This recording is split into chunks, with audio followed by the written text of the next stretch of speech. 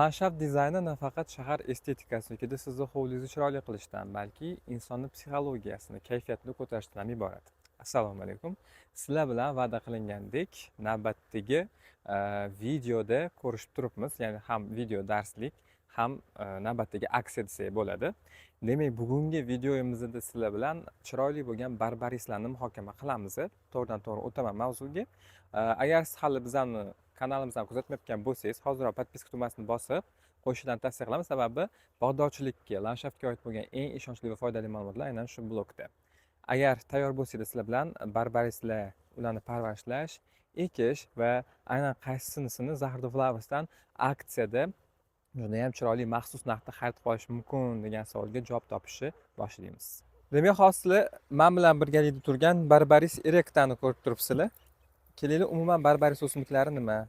Bular nimaga ekish kerak? Shu haqida tanishib olsak sizlar bilan. Barbaris o'simliklari bular to'ldiruvchi butalar hisoblanadi. Ya'ni bularni hayot shakli jihatdan buta deb nomlanadi. Bularni balandligi eng minimumi 50 santimetrgacha, eng maksimum bo'ladigan bo'lsa 4 metrgacha yetishi mumkin. Va bularning orasida pakana bo'ladigan kompakt navlari, o'rta bo'yli navlari va mana shunaqangi baland bo'ladigan bo'ylari bor.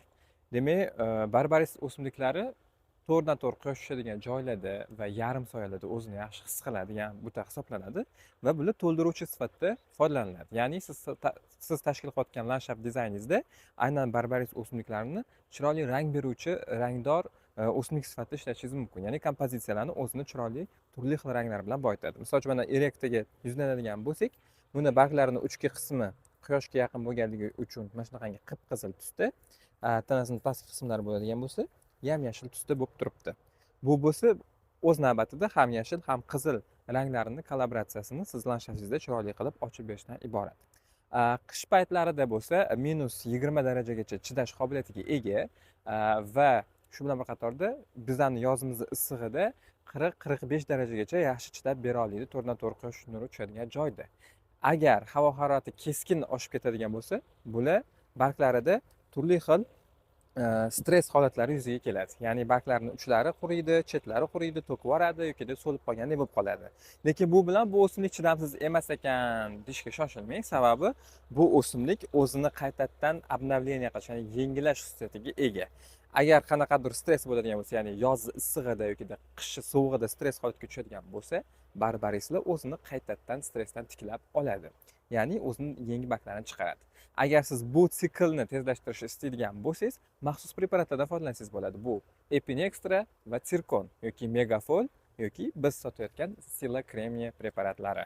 Barbaris o'simliklariga ta'rif berib o'tdim, ya'ni ularni qisqagina qanaqa o'simlik ekanligi va qanaqa qilib ekish kerak, nima qilish kerak degan savolga hozir javob berib o'taman. Barbarislarni ekish uchun siz odatda maxsus tuyalarda saqlanadigan ko'chatlarni olasiz va o'sha tuyani hajmichalik joy chuqurlik o'ylaysiz, tagiga drenajini qilasiz va o'simlikni ekib, yaxshilab tramvovkalarni to'g'irlab turib, havo qoldirmagan holatda o'simlikning atroflarini yaxshilab yopib turib ekib qo'yasiz. Ya'ni juda ham oson. Barbarislarning juda ham ko'plab turlari bor. Sizlar bilan erektani ko'rdik, birinchi ko'rdingiz qanaqa baland bo'ladi. Undan tashqari Maria navi va Admiration navi, undan tashqari Orange Carpet, Dream Carpet va Red Jewel degan navlari bor. Bu navlar Zaharda Flowers pitomligida ham mavjud va ularni bir qanchasiga biz maxsus narx belgilaganmiz. Hozir eng birinchi bo'lib turib, ana shu videomizning kulminatsion nuqtasi aksiyaga tushgan Admiration barbarisi bilan tanishtirib o'taman sizlarni. Men bu ko'rib turganinglar Admiration barbarisi. O'rtoqlar, Admiration bu barbarislarning ichida haqiqiy go'zallik hisoblanadi. Mana videoni yaqinlashtirganimizda ham ko'rsanglar bo'ladi. Qanaqangi chiroyli. Bularni ko'ryapsiz, mana barglarini chetlari hoshiyaga ega, mana barglarning chet hoshiyalardan iborat va qizg'ish yashil tuslardan tashkil topgan. Aynan Admiration barbarislari sizni bog'ingiz uchun juda ham chiroyli yechim hisoblanadi. Va mana shu ko'rib turgan idishingizni siz o'ylayotgan bo'lishingiz mumkin, taxminan $20, $25 yoki shunaqa $15 atrofida bo'lsa kerak, minimumi deb o'ylayotgan bo'lsa kerak.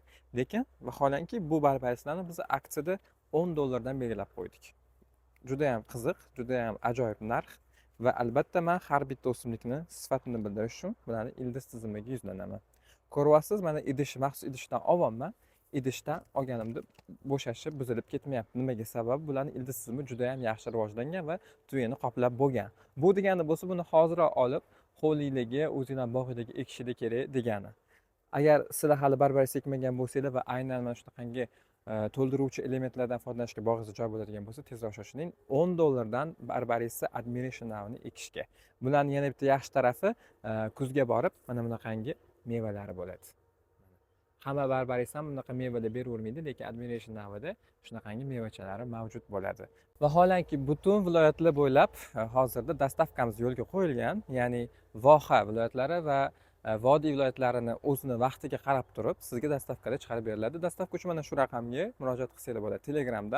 Telegramga o'zinglarning to'liq adresinglarni, isminglarni va telefon raqaminglarni va o'simlikdan nechta kerak ekanligini yozib qoldirasizlar va sizga menejerlarimiz bog'lanib o'zbekcha telegram orqali sizga dastavkani qachon chiqarib boshlayotganligingizni aytib o'tishadi.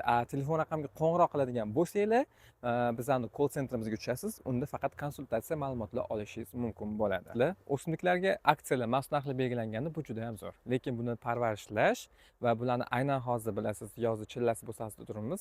Yoz chillasida uni ekish mumkinmi yoki mumkin emasmi? Eksak qurib qoladimi yoki qurib qolmaydimi? Yoki men uni maxsus joyda saqlab turib keyin ekaymi yoki ekmaymi degan savollar sizni o'ylantirishi tabiiy va mana shu savollaringizga javobni men hozir berib o'tib ketaman. Do'stlar, bemalol hozir chilla vaqti bo'lishiga qaramasdan siz o'simliklarni ekishingiz mumkin. Qanday qilib deysizmi? Bu juda ham oson.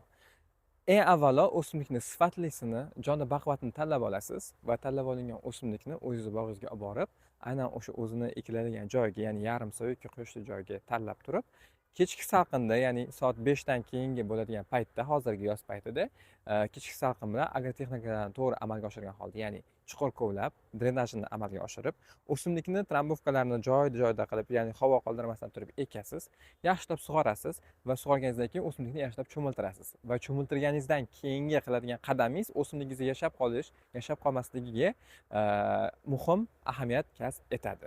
Ya'ni anti-stress preparatlaridan foydalanish. Ko'pchilik to'g'ri fikrlolmaydi, ya'ni o'simlikni olib borib eksa bo'larkan deb aytishdi, bemalol eksam bo'larkan, bo'ldi ekib qo'yaman emas. Yo'q do'stlar, albatta anti-stress preparatlaridan yoz chillasida o'simlik ekadigan bo'lsangiz foydalanishingiz kerak bo'ladi. Bu preparatlar juda ham oson, hamma biladigan preparatlar. Epinextra va ko'rib turganingizdek Sirkon. Bu ikkalasining aralashmasini o'simlikni ustidan yaxshilab cho'miltirganingizdan keyin sepasiz.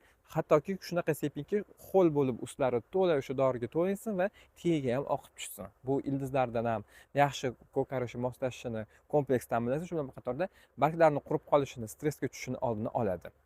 Lekin shunaqa holatlar bo'ladiki, siz bu dorini ishlatsangiz ham, ishlatmasangiz ham, siz barbarislarni olib borib ekkaningizda mana bunaqangi holat yuzaga keladi. Hozir ko'rsataman. Mana o'simliklarimiz bunaqangi challajon holatga kelib qoladi. Bu juda ham qo'rqinchli holat emas, o'rtoqlar. O'simlik yog'on ekan, qurib qoldi, bunaqa ekan deb vahima qilishga shoshilmanglar. Sababi stressga tushgan o'simlik ko'pincha o'zini tanalarini sekin qurishni boshlab, mana shunaqangi barglarni to'kib yuboradi. Mana bu vaziyatda siz Megafol preparat yoki Sirkon bilan o'sha aytib o'tganimdek nima dedim, Epinextra bilan Sirkonni aralashtirib turib ustiga sepadigan bo'lsangiz, juda ham chiroyli bo'lib, stressdan chiqib, juda ham yaxshi bo'lib o'sadi. Va ko'rib turibsiz, bu o'simlik mana tippa tirik, hali qurib o'lib bo'lgani yo'q. Bu shunchaki stress. Ya'ni barbarislar ham ignasi mavjudligi va barglari juda ham yupqa bo'lganligi sababli ko'p holda stressga tushadi. Mana shu stressdan asrash uchun siz men aytgan preparatlardan foydalanasiz va xudo xohlasa sizni bog'ingizda o'simlik juda ham chiroyli bo'lib, gullab yashnashni boshlaydi. Yana bitta narsani eslatib o'taman, agar sizda juda ham kuchli stress yuzaga keladigan bo'lsa, o'simligingizda ularni birozgina qashlab qo'yishingiz ham mumkin. O'simliklarni qo'rqaman, o'simligim qurib qoladi, men uni bitta maxsus joyda saqlab turaman deydigan bo'lsangiz, bunga ham ha deyman, saqlab tursangiz bo'ladi, lekin ko'proq ekkaningiz maqsadga muvofiq. Nimaga? Sababi o'simlikni adaptatsiyasi sizni hovlingizda yaxshi kechishi uchun uni oldingizmi, issiq paytmi, sovuq paytmi ekib qo'yishingiz kerak. Chunki baribir u yoz chillasini ham, qish chillasini ham ko'radi. Shu sababli agar siz yozdan boshlab moslashtirib boradigan bo'lsangiz, o'simligingiz yana ham bardoshli bo'ladi. Agar yo'q, men maxsus joyda saqlab turaman deydigan bo'lsangiz, aynan siz o'simlik xatdan olgan bo'lsangiz va qanaqa sharoitda saqlangan bo'lsa, xuddi o'sha sharoitga amal qilgan holatda har doim suv berib, sug'arib, tagini ho'l qilib, ya'ni idishda bo'lganligi uchun va torfga kelgani uchun tez suv ichib ketadi. O'sha namligini to'g'ri saqlab turgan holatda parvarish qilsangiz, o'simligingiz hech qanaqangi qurib qolmaydi. Agar bordi-yu qurib qolish arafasida ketayotgan bo'lsa, albatta aytib o'tganimdek, antistres preparatlardan %100 foydalansangiz sizga yaxshi ijobiy yordam beradi. Bitta aksiyadagi barbari juda ham yaxshi, lekin siz tayyorni ekishga oladigan bo'lsangiz, Zarda Flowers mana shunaqangi yirik hajmda Maria navli barbaris ham mavjud va bunimizni narxi $36 dan. Lekin YouTube obunachilarim uchun men yengillik qilaman. Agar siz bizning YouTube'imizga obuna bo'lib, like bosib, aynan shu videodan keladigan bo'lsangiz, sizga mana shu barbaris uchun 15% chegirma taqdim etiladi. Va meni qo'limda turgan bu barbarisni Red Rocket navi. Bizda hozir anons ketyapti, bilgan bo'lsanglar, sizlarga reklama qilib ketaman. Va bularni siz $15dan sotib olsangiz bo'ladi. Do'stlar, birinchidan tuvagi juda ham katta va hajmi ham katta. Va barbaris Red Rocket yonlariga yoyilib emas, balki tikka holatda raketaga o'xshab o'sadi. Shu sababli ham aynan Red Rocket nomini olgan. Shu sababli Zarda Flowersga tashrif buyuradigan bo'lsangiz, aksiyadagi barbarislar bir qatorda chegirmada olishingiz mumkin bo'lgan Mariana va mana shunaqangi arzon narxdan sotayotganimiz Red Rocketni ham sotib olishingiz mumkin bo'ladi. Bu hali hammasi emas. Siz bundan tashqari Bagatel navli mana shunaqangi barglari yaltiroq bo'lgan barbarisni ham aynan $15dan xarid qilish imkoniyatiga egasiz. Bu sizga yengillik bo'ladi, sababi aynan Bagatel barglari mana shunaqangi yaltiraydi. Shuning uchun men bunga nom qo'yib qo'yganman, yaltiroq barbaris deb. Va $15dan menimcha juda ham zo'r narxda sotilyapti, chunki O'zbekistonning boshqa pitomniklarida bunaqa barbaris topishingiz amri mahol. Qisqa fursatlarda YouTube obunachilarimizning soni 5000 taga yaqinlashyapti. Shu sababli men bitta ma'lumotni berib o'tishim kerak bo'ladi. YouTube'imiz obunachilari soni 10 taga chiqqanda sizlar bilan biz konkurs o'tkazamiz. Ya'ni ashaddiy faol YouTube kuzatuvchilarimiz, obunachilarimiz va aksiyadan unumli foydalangan obunachilarimiz orasida juda ham ajoyib va chiroyli bo'lgan qimmatbaho gullardan 3 tasini shunaqa sovringa qo'yib, xudo xohlasa konkursni o'tkazamiz. Shuning uchun agar siz hali bizning kanalimizda yangi bo'ladigan bo'lsangiz, obunachilar safiga qo'shiling va obunachilar sonini 10 taga yetishiga yordam bering va konkursda siz ham ishtirok eting. Konkurs shartlari, konkursga qo'yiladigan o'simliklarni aynan obunachilarimiz 10 taga yetganda e'lon qilaman. Sizlarga ma'lumot bermoqchi bo'lgan barbaris o'simliklarim aynan shu barbarislar edi va barbarislarga berilgan aksiya muddatini aytib o'tishim kerak. Barbarislar uchun berilgan aksiyalarimiz 15-avgustga qadar davom etadi. Shu sababli vaqtdan unumli foydalangan holda o'zingizni bog'ingizni chiroyli, kompakt va shunaqa yirik bo'ladigan barbarislar bilan bezashga shoshiling. Bizning manzilimiz Toshkent viloyati Zangiota tumani, Nazarbek hududida joylashgan. Ya'ni orientir uchun Nazarbek sanatoriyasi va mol bozorini keltirish mumkin. Aynan shu ikkita mashhur joyi o'rtasida joylashgan. Sizlarga bermoqchi bo'lgan ma'lumotlarim o'z shu joyda nihoyasiga yetadi. Bizda dastavka yo'lga qo'yilganini ham eslatib o'taman. Istalgan viloyatingizga dastavka ham qilib beramiz. Dastavka uchun mana shu raqamlarga bog'lanasizlar. Do'stlar, har bitta bog'ingizni ko'rkamligini, chiroyliligini Zarda Flowers bilan birgalikda mukammallashtirishga shoshilinglar.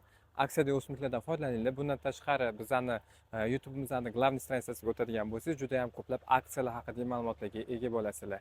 Aksiyadan unumli foydalaninglar. Sizlar bilan Ismoilbek Ruslanbekov, Zarda Flowers pitomnikidan.